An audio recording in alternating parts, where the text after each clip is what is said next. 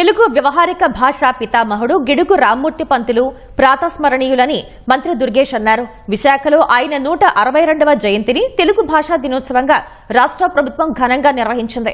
14 మందికి గిడుగు రామ్మూర్తి తెలుగు భాషా పురస్కారాలను అందజేసింది. మంత్రి దుర్గేష్, ఎమ్మెల్యే మండలి బుద్ధప్రసాద్ కార్యక్రమంలో పాల్గొన్నారు.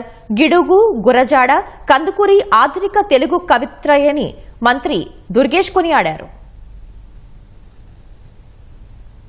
గిడుగు రామ్మూర్తి గారు ఈ ఉత్తరాంధ్రలో శ్రీకాకుళం జిల్లా పర్వతాలపేటలో జన్మించిన వ్యక్తి. వారిని అనుసరించిన వారు, వ్యవహారిక భాషోద్యంలో వారికి బాసటగా నిలిచిన వారు గురజాడ వెంకటప్పారావు గారు, అప్పల స్వామి గారు, ఆ తర్వాత మహాకవి శ్రీశ్రీ గారు. వీరంతా కూడా వ్యవహారిక భాషోద్యమానికి వెనుదన్ను నిలిచిన వారందరూ కూడా జన్మించింది ఈ ఉత్తరాంధ్ర కావటం ఒక విశేషం అని చెప్పి మాత్రం మనం చేస్తున్నాం. ఆ రోజున వ్యవహారిక భాషోద్యమానికి గిడుగు రామ్మూర్తి గారు పితామహుడైతే ఈ రోజున మనం అందరం కూడా జన వ్యవహారిక భాషోద్యమానికి పితామహులం కావాల్సిన అవసరం ఉందని చెప్పి మాత్రం మనం చేస్తున్నాం.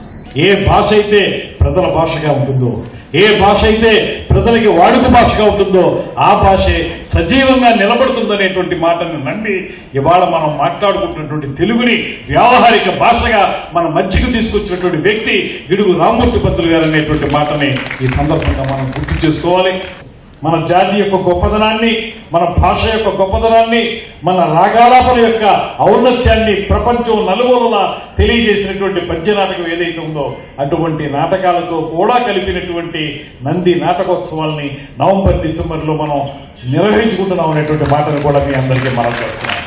దాంతోపాటు నంది అవార్డులు ఇవ్వటం కానీ అటువంటి కార్యక్రమాన్ని వరుసగా ఒక క్యాలెండర్ ప్రకారం ప్రతి ఒక్క కార్యక్రమాన్ని నిర్వహించుకుంటాం అనేటువంటి మాటని సందర్భంగా తెలియజేస్తూ